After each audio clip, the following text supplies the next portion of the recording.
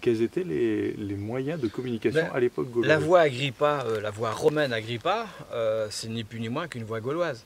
Tous les chemins toutes les grandes voies sont des chemins gaulois. Les Romains, ils ont fait quoi? Ils ont pavé ces voies. Quand ils les ont pavées. Parce que certaines fois, on ne les a même pas pavées, on les a continué à les utiliser telles qu'elles étaient.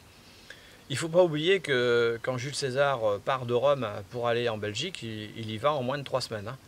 Alors ici, on imagine la Gaule telle qu'on le disait au 19e siècle, une grosse forêt qu'il fallait découper les arbres pour pouvoir avancer. 3 semaines pour arriver en pays belge, c'est un peu compliqué. Une chose est certaine, c'est que à la création de Marseille, donc Massalia, il y a eu ces marchands grecs, en fin de compte, ont voulu rentrer à l'intérieur des terres gauloises pour pouvoir faire des échanges. C'est d'ailleurs grâce à ces échanges que les peuples gaulois sont devenus amis des Grecs, ont partagé un certain nombre de connaissances et ont développé ces connaissances aussi. Que ce soit au niveau de la géométrie, des mathématiques, de la vie de tous les jours, du fameux vin, parce que ce vin il vient d'abord par les Grecs et ils arrivent comme ça. Et ce vin c'est une monnaie d'échange au démarrage. On va donc aller chercher cet étain dans le Limousin pour refabriquer du bronze. Mais pour arriver dans le Limousin, il faut d'abord discuter avec les tribus de droite et de gauche pour pouvoir traverser ces territoires. Et on a traversé ces territoires sur des chemins qui existaient ou que l'on a reconstruit, élargi pour qu'on puisse avoir un commerce plus intéressant et pour pouvoir accéder le plus vite possible dans les endroits où on voulait aller, notamment le Limousin et notamment la Grande-Bretagne, pour aller chercher ce matériel-là. Eh bien, c'est le vin qui a servi de monnaie d'échange. D'accord, bah, vous traversez mon territoire, mais vous me donnez quoi en échange? Eh bien, on va goûter à ce nouveau truc.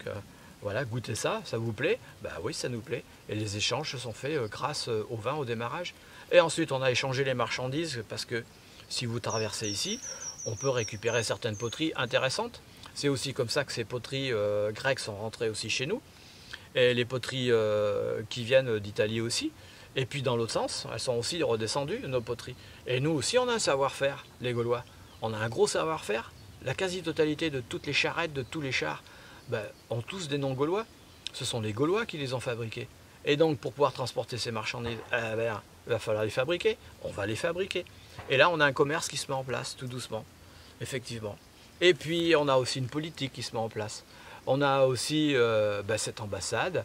On va apprendre justement à parler correctement, à pas taper d'abord, mais on va d'abord discuter et ensuite on voit ce qu'on peut faire. Donc la diplomatie, elle s'est apprise au travers de ces marchands grecs aussi, parce que c'est eux qui vont l'apporter aux Gaulois, cette diplomatie. Donc voilà, ah tiens, il parle bien, tiens, il a réussi à pouvoir traverser ce territoire sans combattre. Ah, ben c'est pas mal de pouvoir discuter en fin de compte. Donc on apprend comme ça. Et ils ont appris comme ça, tout simplement.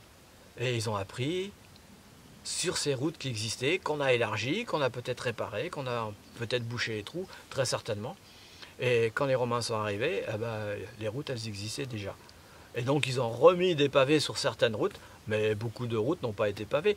La petite route qui passe en bas de notre village, qui vient de Saintes, elle n'a jamais été pavée. Et par contre, cette route, c'est une route qui a toujours été utilisée. Et légèrement au-dessus par les hommes préhistoriques pour aller se mettre à l'abri dans les monts blancs, entre autres, quand la mer montait jusqu'à Saint-Cloud auparavant.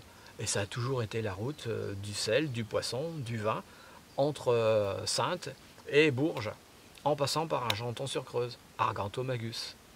Voilà, depuis tout temps, cette route, elle existe.